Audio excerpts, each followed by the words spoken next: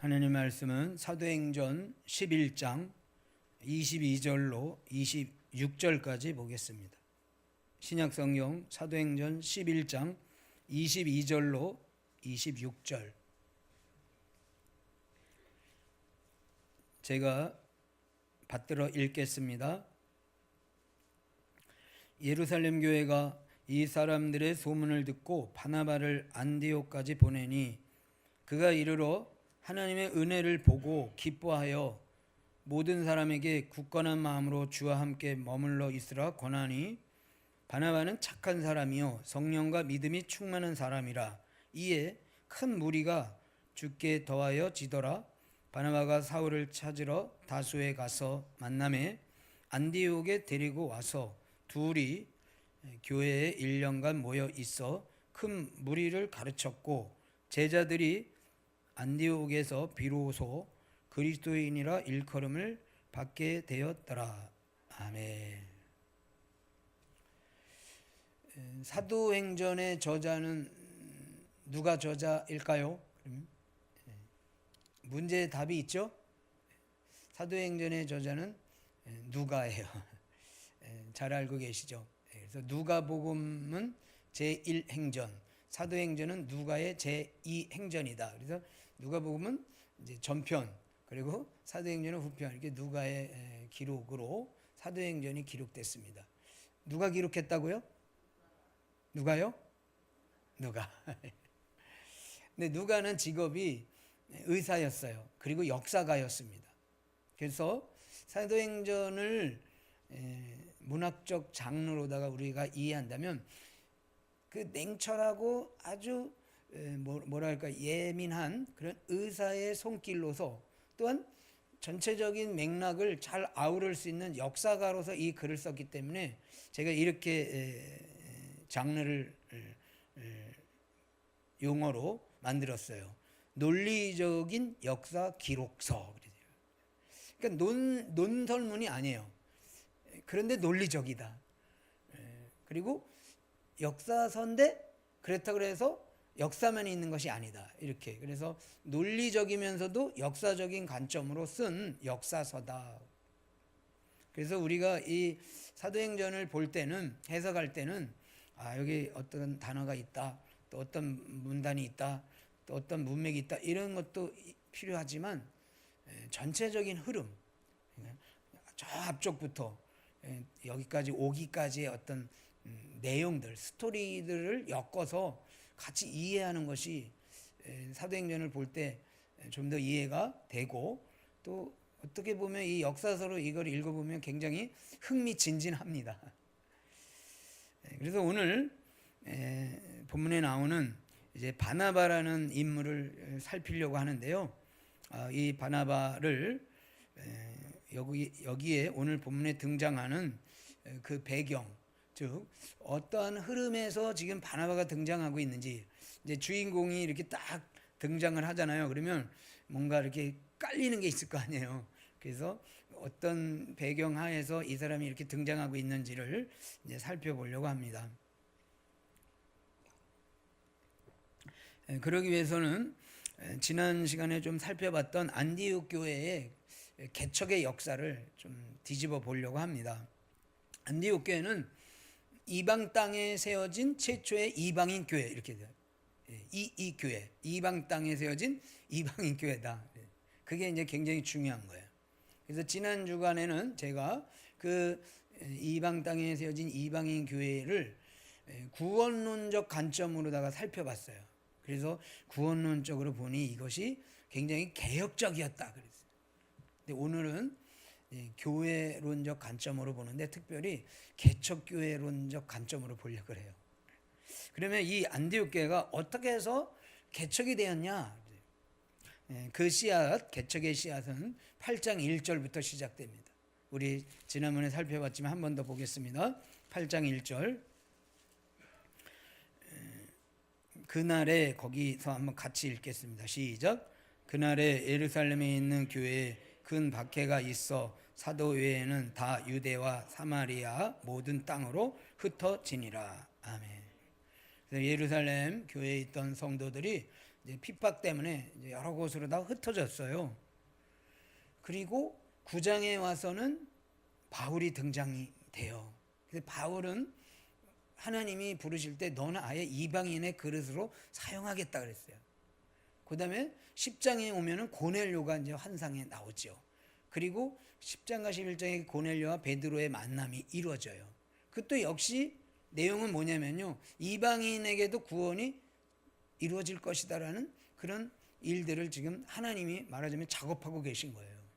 그래서 그 11장 19절에 이 고넬료를 통한 베드로의 만남과의 그 결론적 말씀이 19절이에요.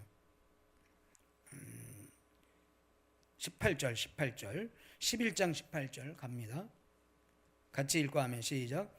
그들이 이 말을 듣고 잠잠하여 하나님께 영광을 돌려 이르되 그러면 하나님께서 이방인에게도 생명 얻는 회개를 주셨도다 하니라. 아멘. 생명 얻는 회개를 이방인에게도 주셨다. 그런데 이제는 그 다음 19절에 와서 그 생명 얻는 회개가 이방인에게 일어나는 그 역사적 현장이 어디에서 일어나냐면 바로 안디옥이라는 곳에서 일어나는 거예요. 그래서 안디옥 교회가 이방 땅에 이방인들이 모여서 교회가 개척되는 그 역사가 바로 19절로 이어지고 있는 것입니다. 그런데 여러분 8, 9, 10, 11장에 이렇게 오면서 흩어진 나그네들을 통해서 이방인에게 구원의 역사가 이방인 교회가 세워지는 이 역사를 쭉 살펴보면 중간중간마다 하나님이 사용하신 인물들이 있어요. 그렇죠? 처음에 사용한 인물은 예루살렘 교회에 흩어진 무명의 용사라 그랬어요. 제가 그 무명의 용사를 사용했고 그 와중에 사울을 다메섹 도상에서 회심시키시는 일을 해요. 그리고 고넬료를 환상, 베드로를 환상, 그래서 그 작업들을 쭉 이어가고 계신 거예요. 그래서 안디옥 교회가 이제 개척이 됐는데 이 교회가 지금 부흥이 일어나고 있을 때 그런 하나님이 어떤 한 사람 한 사람을 때마다 일마다 이렇게 세워주시면서 교회를 세워가시는데 그때 이 누구의 오늘 살펴볼 바나바가 바로 그때 등장하고 있는 것이다. 그러면 여기서 우리가 생각할 것은 무엇이냐면요. 그러면 바나바는 어떤 일로 이제 하나님이 등장시키냐 그거예요. 주인공인데 이 주인공이 될 때 뭘 할 건가? 그것이 오늘 본문의 내용인 겁니다. 그러면 주인공을 하나님이 왜 불러서 여기서 지금 안디옥 교회에다가 데려와 가지고 어떤 일을 시키시는가 볼게요. 11장 22절 읽습니다. 시작. 교회가 이 사람들의 소문을 듣고 바나바를 안디옥까지 보내니. 아멘. 예루살렘 교회에 소문이 들렸어요. 어떤 소문이 들렸냐면요. 저 멀리 안디옥이라는 도시에 당시 로마의 3대 도시 그 도시에 교회가 세워졌는데 엄청난 지금 부흥이 일어나고 있다. 그래서 누군가가 한번 가봐야 되겠다. 그래서 바나바를 보내는 거예요. 그래서 11장 22절을 제가 이렇게 해석을 합니다. 예루살렘 교회가 안디옥 교회의 개척 소식을 듣고 바나바를 안디옥 교회에 시찰하러 보내니 이렇게 하는 거예요. 시찰. 그러니까는 시찰이라는 건 뭐예요? 그 교회가 개척됐다고 그랬는데 성도들이 몰려오고 있다고 그랬는데 그 교회 한번 살펴보라 가서. 그래서 시찰 위원으로다가 바나바를 보내는 거예요. 여러분 교회는 지금도 교회는 시찰회가 있어요. 그죠? 우리 동락교회는 무슨 시찰회인지 아셔요? 수원로에 서부 시찰회. 그죠? 그 시찰회가 왜 있냐면요. 이런 일을 하라고 있는 거예요. 그래서 어느 수원 지역에 어떤 목사님이 뭐 교회를 개척했어요. 그러면 그래요? 참 좋은 일이네요. 그리고 끝나지 않아요. 시찰위원이 대략 7명 이내로 가봅니다. 그래서 그 교회가 개척을 했다고 그랬더니 장소는 어떻고 예배 드리는 곳은 잘 되어 있는지, 예배당은 뭐 어떻게 구입했는지, 그다음에 성도들이 얼마나 모여 있는지, 그리고 예배는 어떻게 순서상 잘 드리고 있는지, 그런 예배, 성도, 또 교회 환경, 그리고 이 목사님이 개척을 했다고 그랬는데 이 목사님의 목회 철학은 건전한 목회를 가지고 지금 설교를 하고 있는지 교육을 하는지 이걸 다 살펴요. 안디옥 교회가 이방인 땅에 이방인 교회로 세워졌는데 급성장하고 있어요. 그래서 예루살렘 교회가 시찰위원으로 바나바를 보내는 거예요. 그것을 한번 살펴봐라. 그런데 우리가 여기서 이제 생각해 볼 것은 예루살렘 교회에 여러 사람들이 있었을 거 아니에요. 리더들이. 그런데 바나바를 보낸 거예요. 바나바를 왜 보냈을까? 그랬더니 24절에 이렇게 답이 나와요. 11장 24절 같이 읽고 아멘. 시작. 바나바는 착한 사람이요 성령과 믿음이 충만한 사람이라 이에 큰 무리가 주께 더하여 지더라. 아멘. 지찰위원으로다가 바나바를 보낸 이유는 그가 착한 사람이라 보냈다. 이렇게 누가가 기록하고 있어요. 그런데 이 착한이라는 단어는 이미 4장 36절에서 바나바의 인물됨을 소개한 적이 있어요. 가볼까요? 4장 36절.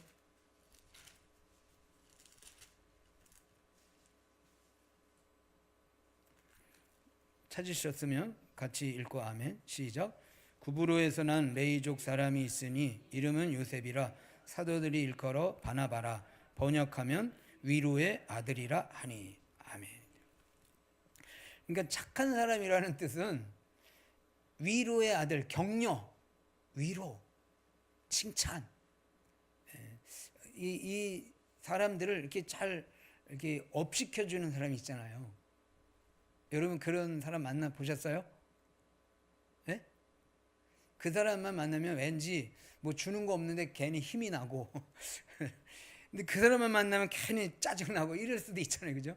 근데 이 바나바가 아주 그 은사가 있어요. 이 사람은 사람을 만나면요 어떻게 잘 위로해주는 그런 역할자인 거예요. 그래서 이 시찰위원으로 이제 바나바를 보낸 겁니다.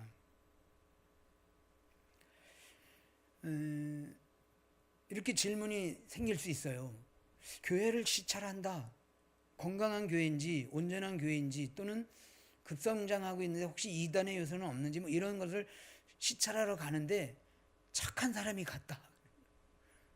여러분 어때요? 시찰을 한다 그러면 검사 같은 사람, 판사 같은 사람 또는 뭐 이렇게 그런 신학적으로 아주 냉철한 사람 이런 사람들이 가서 구석구석 이걸 잘 살펴야 되지 않아요?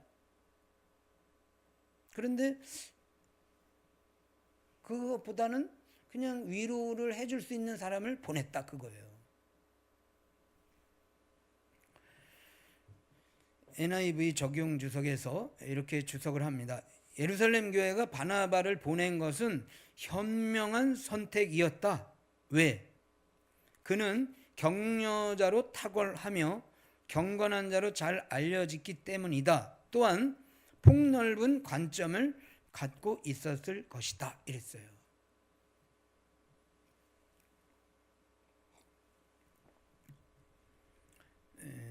그러더라도 폭넓고 또 격려자로다가 이렇게 탁월성이 있어도 우리 마음 안에는 여전히 그래도 좀 냉철하고 바르게 시찰하고 바른 신학과 바른 교회를 세우는 것에 대해서 잘 살필 수 있는 사람이 있어야 되지 않냐. 네.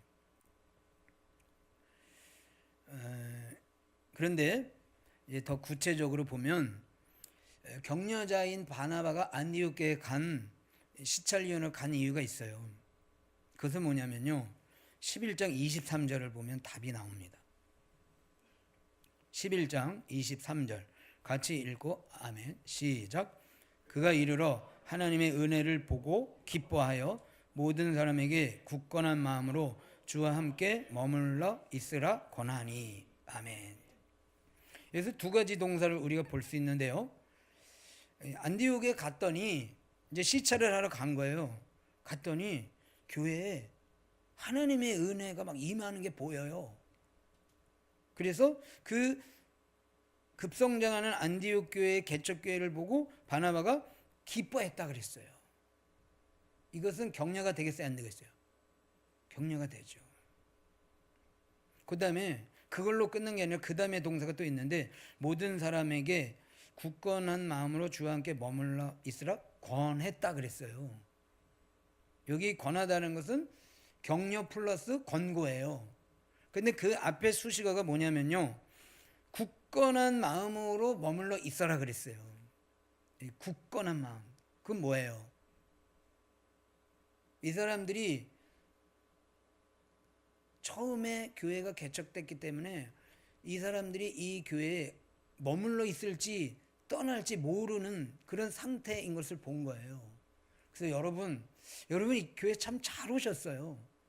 여러분들이 이곳에서 교회를 새롭게 개척한 그런 믿음의 일들을 제가 축복합니다.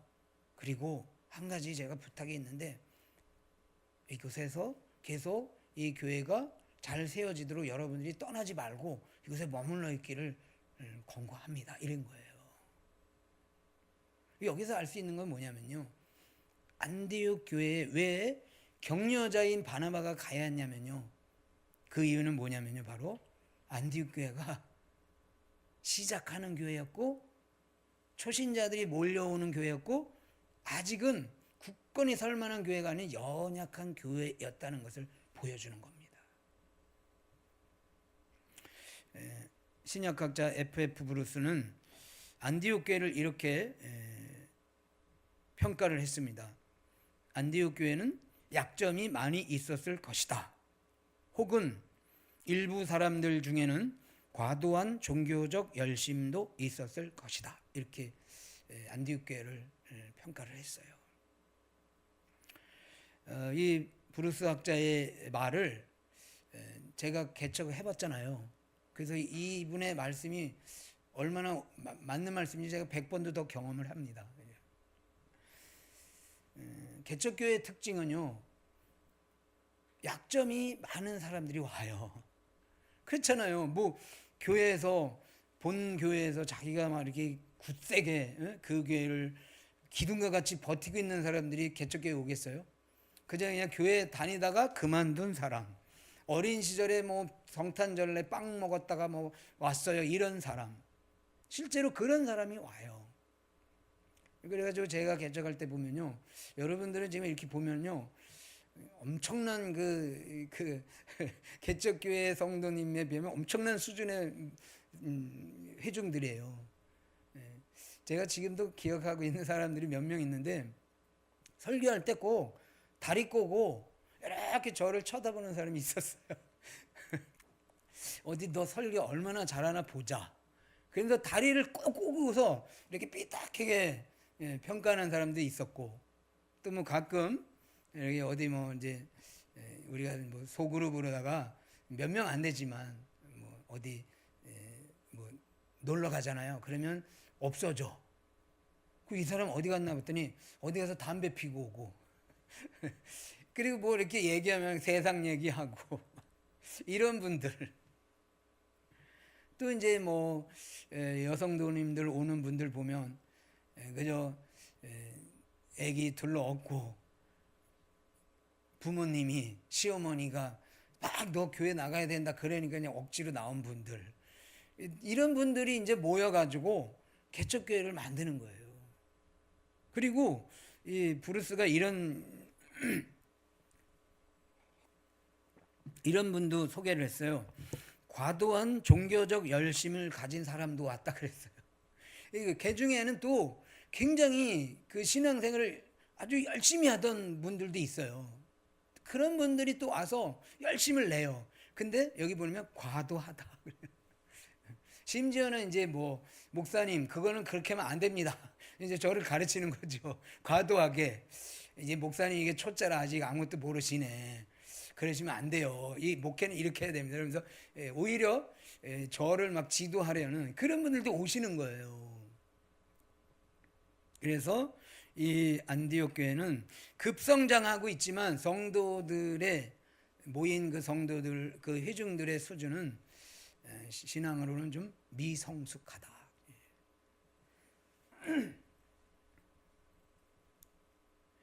그래서 이 미성숙한 성도들이 모여 있는 교회에 누구를 보내야 될까? 격려자를 보내야 되는 거예요. 그 미성숙한 교회가 가지고 뭐 찬송을 그런 식으로 부르면 됩니까? 뭐 기도를 그렇게 뭐 개인 기도하듯이 하면 됩니까? 뭐 예배를 왜 이렇게 합니까? 막 그 수준 높은 눈으로다가 그 교회를 보면요 다 낙제 점수고 이 교회는 이제 문 닫아야 됩니다. 이렇게 평가 내릴 수도 있잖아요. 교회가 아닌 거예요 어떻게 보면. 더군다나 거기는 이방인들이 많이 모여 있잖아요. 헬라. 그러니까는 헬라 사람들은 유대계에 비하면 굉장히 자유분방한데 뭐 오늘날로 얘기하면 뭐 목걸이도 막 이렇게 하고 귀걸이도 하고 뭐 배꼽티도 있고 뭐 이렇게 올 수도 있잖아요. 그런 성도들이 모여 있는데 가서 그래도 은혜가 있다 이렇게 격려를 해주는 사람이 가야지. 그것도 지적 저것도 지적 저것도 지적 뭐 이런 사람이 가면요 안디옥 교회는 아마 다들 그런 시찰위원이 왔으면 다 도망갔을 수도 있다 이 말인 거예요. 그래서 하나님께서는 안디옥 교회에 필요한 정말 필요한 격려자인 바나바를 시찰위원으로 보내셨다. 이 부분을 통해서 우리가 이제 배울 교훈은 바로 교회는 위로와 격려의 사역이 있어야 된다 그거예요. 사실은 우리도 뭐 제가 아까 말씀드린 것처럼 여러분들도 이렇게 성숙한 것 같지만 그럼에도 불구하고 우리 여전히 아직 모자라잖아요, 그렇죠? 그래서 어떤 말 하나 가지고 상처 있고 또 그 일로 인해서 주의 일에 멈칫하고 또 이렇게 동굴로 들어가고 뭐 그러잖아요, 그렇죠? 뭐 개척교회만이 아니라 20년, 30년 된 교회도 여전히 그런 마음에 위로와 격려가 필요한 성도들이 항상 앉아 있는 거예요.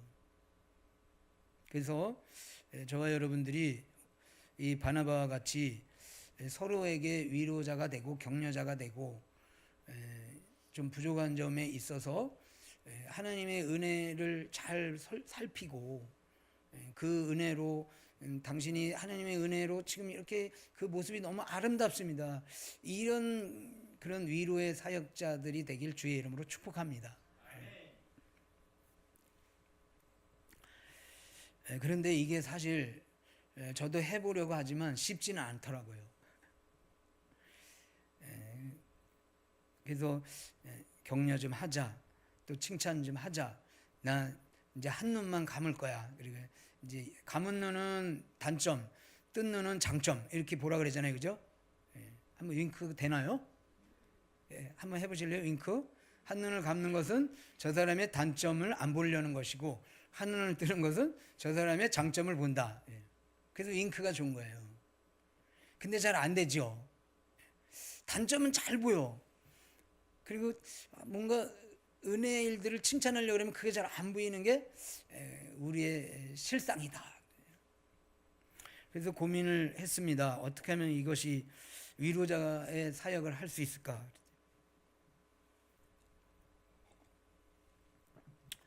사도행전 강해서를 쓴 스프로울 목사님이 오늘 본문을 아주 이렇게 좀 예리하게 적용을 했어요. 근데 그 적용을 어디다가 연결을 했냐면요, 소요리 문답에다가 연결을 했어요. 소요리 문답 81문인데 81번째 질문이 이거예요. 십계명이 금하는 바는 무엇인가요? 그랬어요. 십계명 아시죠? 마지막 10번째 계명, 이웃을 탐내지 말라. 답은 이겁니다. 제 십계명은 우리 소유에 만족하지 못하는 것과 우리 이웃이 가진 좋은 것을 시기하거나 슬퍼하는 것과 그가 가진 모든 것에 대한 모든 정돈되지 않은 감정이나 정동을 금한다. 이제 스프롤 목사님의 그 설교집을 솔로몬사라는 곳에서 번역을 했는데 번역을 좀 어렵게 했어요. 그런데 그 어려운 단어를 쓴 이유가 있어요. 소요리 문답에 대한 번역들은 여러 번역본이 많이 나오는데 이 솔로몬서에 나온 번역본은 이렇게 썼어요. 다시 한번 읽어드릴게요. 마지막 그러면 그가 가진 모든 것, 그러니까 이웃이 가진 것에 대한 모든 정돈되지 않은 감정, 그리고 정동을 금한다 이랬어요. 그래서 정동이 뭔가 제가 국어사전을 찾아봤더니 이렇게 나와요. 희루애락과 같이 일시적으로 급격히 일어나는 감정, 진행 중인 사고 과정이 멎게 되거나 신체 변화가 뒤따르는 강력한 감정 상태, 그것을 정동이라 그래요. 그래서 좀 어렵다 그래서 제가 좀 우리 자주 사용하는 말 뚜껑 열린다. 막 그 열 받으면 막 얼굴이 불그락불그락하고 막 머리에서 막 김이 나고 그러죠. 그런 적 있어요? 없어요? 다 정돈되고 살아요, 마음이? 그러니까는 내가 어떤 감정을 지금 이렇게 나가고 있는데 이 일 때문에 그 감정이 멈췄어. 그리고 막 흥분하고 막 이렇게 어떻게 할 바를 모르는 그런 불안한 심리적 상태를 말하는 거예요. 근데 그게 왜 이러냐면요, 바로 내 이웃이 너무 잘 되고 있는 거야. 그래서 내 이웃이 가진 모든 것에 대한, 그랬어요. 그 사람이 가지고 있는 건 왜 저 사람 나보다 잘생겼고 나보다 키도 크고 나보다 예쁘고 자녀들도 잘 되고 뭐 아파트도 비싸고 얼마나 나보다 잘 되는 게 몰라. 그래가지고 막 화가 나는 거야 그냥. 이게 십계명이 금하는 거예요. 그러면 그런 정돈되지 않은 그 정동과 같은 감정이 왜 일어났냐? 스프롤 목사님이 지적하는 거예요. 시기와 질투심 때문이다 그러는 거예요.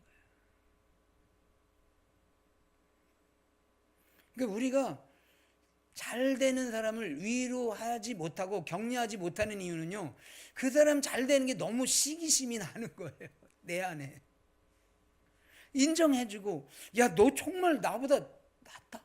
와 어떻게 이거 아니라 나보다 잘하네. 화나네. 내가 더 칭찬받아야 되는데 뭐 이런 시기심이 우리 안에 있다 그거예요. 있죠?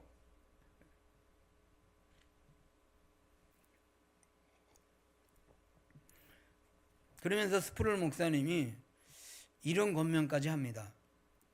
시기 질투의 죄는 건설적인 비판이라도 대부분 파괴적으로 나타나기 때문에 격려의 영이 없으면 건설적 비판도 삼가야 한다 그랬어요. 그러니까 우리는 너 잘되라고 내가 하는 얘기야. 그렇게 건설적 비판을 해도 그것은 결과는 파괴적이라는 거예요.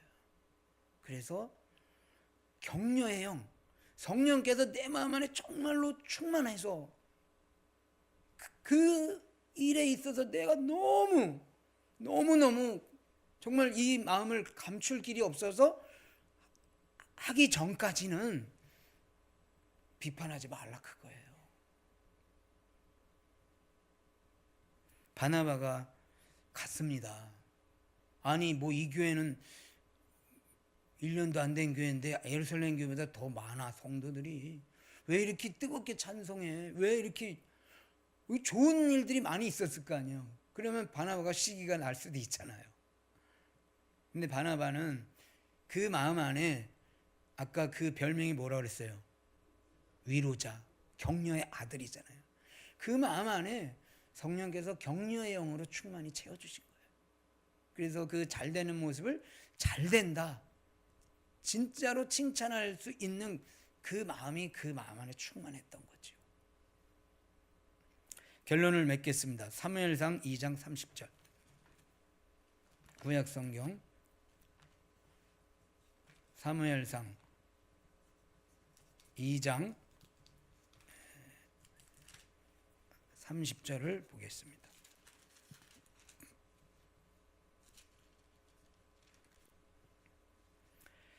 (412페이지) 그러므로 이스라엘 하나님 나 여호와가 말하노라 내가 전에 내 집과 내 조상의 집이 내 앞에 영원히 행하리라 하였으나 이제 나 여호와가 말하노니 결단코 그렇게 하지 아니하리라. 같이 읽습니다. 시작. 나를 존중히 여기는 자를 내가 존중히 여기고 나를 멸시하는 자를 내가 경멸하리라. 아멘. 엘리 제사장 가문에 하나님이 저주를 내리는 내용인데요. 나를 존중히 여기면 존중히 여기는 자를 나도 존중히 여겨주겠다. 하나님께서 그렇게 말씀하신 거예요. 근데 엘리는 하나님과 상대하지 않고 백성들과 상대를 한 거잖아요. 그러니까 결국은 이 말은 이스라엘 백성을 존중히 여길 때 나도 너를 존중히 여기겠다 그 말인 거거든요. 그러니까 이 말을 이렇게 바꿀 수 있습니다. 성도를 존중히 여기는 자를 하나님께서 존중히 여겨주신다. 믿습니까?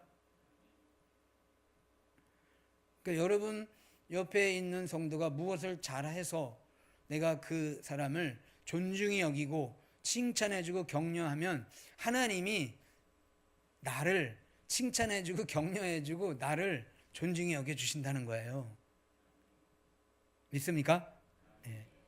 그래서 우리가 존중히 여기는 사역을 할 때 나도 존중을 받는다. 특별히 우리 교회에도 여전히 존중히 여길 대상자들이 있습니다. 구체적으로 설명하면요, 어린이들이 있고요, 또 청소년들, 그다음에 MZ세대, 또 노인들, 그리고 미성숙한 성도들, 또 새가족, 또 어떤 경우에는 과도한 봉사자일 수도 있는 사람도 있어요.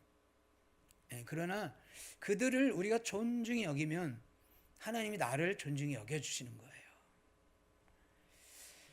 가끔 성도님들과 이야기를 나누면 늘 제가 듣는 말이 있어요. 동락교회는 어땠어요? 그러면요, 따뜻했어요. 그리고 또 한마디 하는 게 있어요. 성도님들이 착해요. 그래요. 믿으시면 아멘. 네. 근데 그 착하다는 말이 아까 나왔잖아요. 바나바. 착한 사람이라 안디옥 교회에 보냈어요. 4장에서는 위로의 아들이라 그랬어요. 동락교회는 이와 같이 바나바와 같이 위로의 성도들이 많이 있어요. 그래서 이곳에 들어왔을 때 그런 따뜻함을 느끼고 또 존중함을 받는 그런 교회인 것을 여러분 확신하시기를 바랍니다. 그리고 그 사역을 계속 잘 감당하셔서 안디옥 교회가 든든히 서간 것 같이 동락교회도 그렇게 든든히 서가고 부흥되기를 축복합니다. 설교를 마치는데요, 추신으로 한마디 하겠습니다. 그러면 이렇게 계속 존중히 여기면 교회가 잘 될까? 이렇게 의문을 가진 분이 있어요. 그분을 위해서 성경 한 구절을 읽겠습니다. 11장 26절. 사도행전 11장 26절 같이 읽고 아멘. 시작.